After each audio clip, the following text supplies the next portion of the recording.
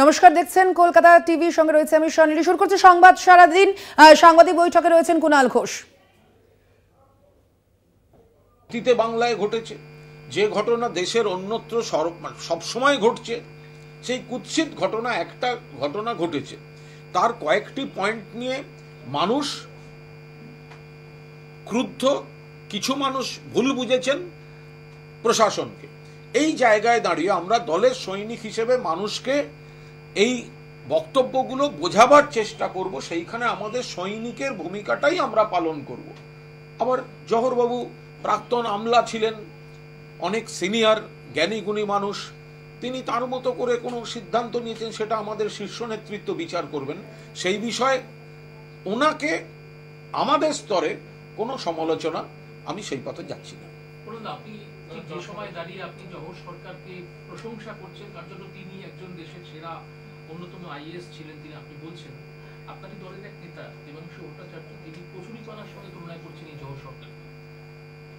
দেখুন, একটা বিষয় হচ্ছে, আমি অন্য কারোর পোস্টে কোনো মন্তব্য করব না। আমার বক্তব্য, জহর সরকার কৃতি মানুষ বলেই তো আমরা তাকে রাজ্যসভায় পাঠিয়েছিলাম। তিনি দেশের অন্যতম শীর্ষ শ্রেষ্ঠ আমলা বলেই তো আমরা, এবং বাঙালি আমলাদের মধ্যে জহর সরকার একজন গর্ব, তো আমরা তো সেই জন্যই পাঠিয়েছিলাম। এইবার কোনো একটা কারণে তিনি একটা সিদ্ধান্ত নিয়েছেন, তার কারণটা একটা ভুল বোঝাবুঝির বৃত্ত, একটা কুৎসিত ঘটনা, সেটাকে কেন্দ্র করে একটা নানা ধরনের অস্থির পরিস্থিতি হয়েছে। তো আমরা যারা দলের সৈনিক, আমরা দলের মধ্যে থেকে মমতাদির নেতৃত্বে, অভিষেকের সেনাপতিত্বে আমরা চাইছি দল ভিজিবল পজিটিভ স্টেপস নিয়ে মানুষের, সাধারণ মানুষের যে প্রশ্ন বা ক্ষোভগুলো এসছে, আমরা দলের মঞ্চে থেকেই জনসংযোগের চেষ্টাটা করে যাব। তাতে যদি আমাদের বিষপান করতে হয় আমরা সেটা করব বা করছি। আবার জহর সরকার, তার মনে হয়েছে তিনি সরে যাবেন, এটা তার সিদ্ধান্ত, ফলে সেটাও একটা স্পষ্ট। যারা মানে অন্যভাবে সমালোচনা করছেন, তারা আবার জহর সরকারের মডেলটা ফলো করতে পারেন, যে আমি যখন ছাড়তেই চাই তাহলে আমি সবটা ছেড়ে আমি আলাদা থাকব। কিন্তু তিনি, আমার যেটুকু মনে হয়েছে, যে তিনি মমতা বন্দ্যোপাধ্যায়ের প্রতি তার ব্যক্তিগত যে শ্রদ্ধা, যে সম্পর্ক, সেটা কোথাও তিনি ছিন্ন করছেন না। এমনকি সাম্প্রদায়িক শক্তির বিরুদ্ধে, অশুভ শক্তির বিরুদ্ধে তার যে অবস্থান, সেই অবস্থান তার অটুট থাকছে। তিনি একটা ইস্যুভিত্তিক জায়গায়, তার কোথাও একটা এসে মনে হয়েছে তিনি এই জায়গাটা ছাড়বেন, এটা তার সিদ্ধান্ত। তার যে উদ্বেগ, তার যে চিন্তা, তার যে বক্তব্য, তার সঙ্গে অনেকাংশে আমি বা আমার মতো অনেক সৈনিক একমত। কিন্তু এই সৈনিকরা আবার দলের মঞ্চে দাঁড়িয়েই সাধারণ মানুষের প্রশ্নের নিরসন এবং বিরোধীদের চক্রান্তের বিরোধিতা, এটা মমতাদির নেতৃত্বে, অভিষেকের সেনাপতিত্বে আমরাও চাই দল এমন কিছু কড়া স্টেপ নিক, ভিজিবল পজিটিভ স্টেপস নিক। মানে এখন শুধু মিটিং বা মিছিল করে মানুষকে বোঝানোর চেষ্টা করলে সবাই যে বুঝবেন ব্যাপারটা, সেটা নয়। প্রশাসনিক দিক থেকে ভিজিবল ক্রেডিবল স্টেপস চাইছে মানুষ, এবং তারা শুধু এই স্টেপসটুকুই অ্যাডমিনিস্ট্রেশনের কাছ থেকে চাইছেন। তো আমরা দলের সৈনিক, আমরা দলের ভেতরে থেকেই আমরা আমাদের বক্তব্যটা দলের কাছে রাখবো।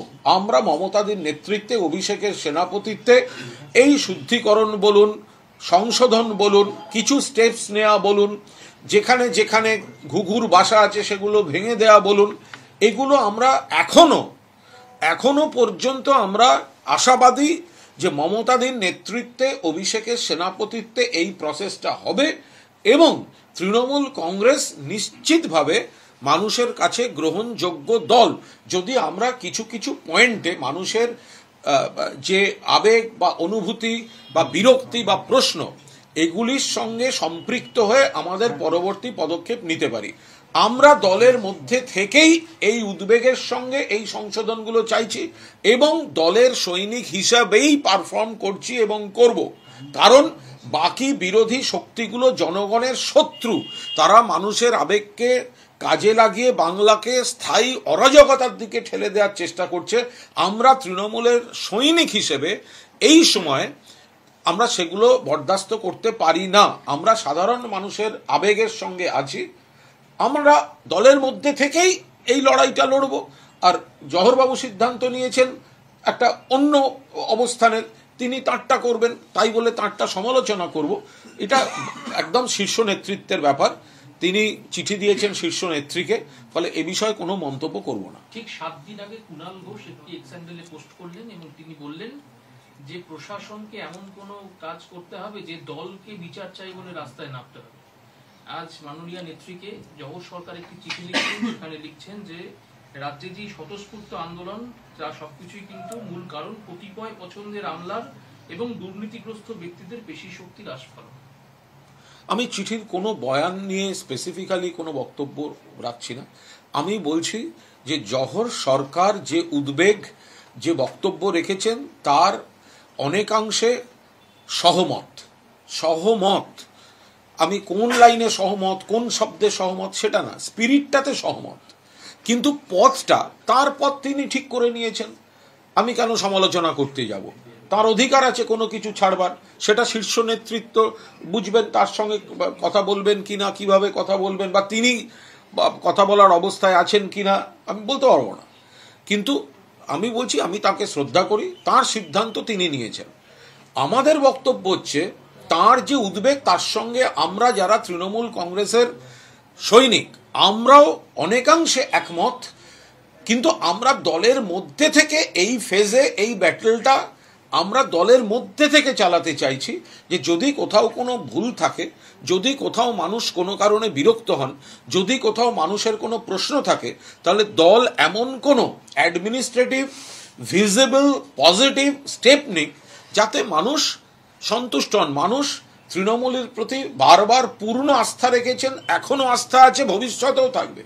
কিন্তু সেই জায়গাটায় দাঁড়িয়ে কিছু ভিজিবল পজিটিভ স্টেপস দরকার, সেটা আমরা দলের মধ্যে থেকেই আমাদের এই অবস্থানে আছি। তার জন্য কেউ মনে করেছেন দলের বাইরে যাবেন, তার অধিকার আছে।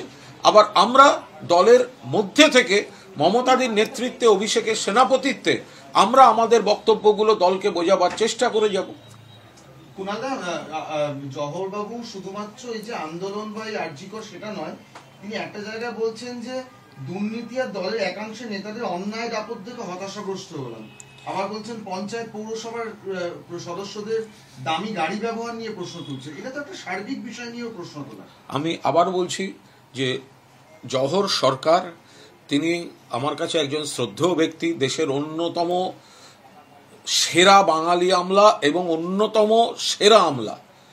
ফলে জহর সরকার তার চিঠির কোন লাইনে কি লিখেছেন তার উপর কোনো মন্তব্য করব না। তার চিঠির মূল যে স্পিরিট, তার সঙ্গে অনেকাংশে আমরা তৃণমূলের অনেক সৈনিক আমরা সহমত। কিন্তু তার অবস্থান, তার যে পথ, অর্থাৎ তিনি একটা সিদ্ধান্ত নিয়েছেন, সেই সিদ্ধান্ত নেওয়ার অধিকার তার রয়েছে। আবার আমরা আমাদের মতো অনেক সৈনিক, আমরা মমতাদির নেতৃত্বে, অভিষেকের সেনাপতিত্বে আমরা চাইছি দল এই বিষয়গুলির উপর ভিজিবল পজিটিভ স্টেপস এমনভাবে নিক যাতে সাধারণ মানুষের, আমি বিরোধী রাজনৈতিক দলগুলির কথা বলছি না, সাধারণ মানুষের যে প্রশ্ন, ক্ষোভ যেগুলো তৈরি হয়েছে সেগুলোর পুরোদস্তুর নিরসন হয়। কুণালদা, আপনি ভিজিবল চাইছেন প্রশাসনিক সিদ্ধান্ত, আর 24 ঘন্টার মধ্যেই নবান্নে বৈঠক ডাকা হয়েছে। সেখানে গ্রামীণ সড়ক থেকে শুরু করে বাড়ি, বিভিন্ন প্রকল্প নিয়ে সেখানে আলোচনা করবেন মুখ্যমন্ত্রী। তাহলে কি আপনি কিছুটা আশাবাদী? দলের তরফে কি বলবেন? আমরা যারা দলে আছি, যারা দলের সৈনিক, তারা তো আশাবাদী বটেই যে মমতা বন্দ্যোপাধ্যায়ের নেতৃত্বে, অভিষেক বন্দ্যোপাধ্যায়ের সেনাপতিত্বে এত বড় দল, এত বড় রাজ্য, এত বড় সরকার, ফলে বিপুল সংখ্যক ভালো কাজ হয়েছে, বিপুল সংখ্যক মানুষ উপকৃত হয়েছেন। আবার কোথাও কোথাও কতিপয় লোক এমন কিছু কাজ করেছে যেটা মানুষ অত্যন্ত বিরক্ত, মানুষ অত্যন্ত ক্ষুব্ধ, এবং এটাও অস্বীকার করার উপায় নেই। এগুলো সব আগেও হয়েছে, কিন্তু আজকের ইনফরমেশন টেকনোলজি, আজকের এত সংখ্যক মিডিয়া, আজকের হাতে সবার সোশ্যাল মিডিয়া, তাতে এগুলো দ্রুতভাবে কিছু ঠিক কিছু বেঠিক, কিছু বস্তুনিষ্ঠ, কিছু প্ররোচক, এই খবরগুলো ছড়িয়ে পড়লে একটা বিরূপ প্রতিক্রিয়া তৈরি হয়। তো আমরা নিশ্চিতভাবে আশাবাদী যে তৃণমূল কংগ্রেস, যারা আমরা সৈনিকরা মমতাদির নেতৃত্বে, অভিষেকের সেনাপতিত্বে দলের মধ্যে থেকে লড়াই করছি, যে মানুষের মধ্যে যে কিছু সৃষ্টি হয়েছে, কিছু প্রশ্ন, কিছু ক্ষোভ, সেগুলো দলের নেতৃত্ব ভিজিবল পজিটিভ স্টেপসের মাধ্যমে সেগুলো নিরসন করবেন। আর বিরোধী রাজনৈতিক দলগুলো যে কুৎসা করছে সেগুলো আমরা নিশ্চিতভাবে তাদের পাল্টা যুক্তি, জনসংযোগ দিয়ে আমরা সেগুলো বুঝে নেব। আমার ব্যাক টু ব্যাক লালবাজার অভিযান 9 তারিখ সিপিএম, 13-14 বাম ফ্রন্ট, এর আগে ডিওয়াইএফআই এসএফআই। আমি সিপিএম কে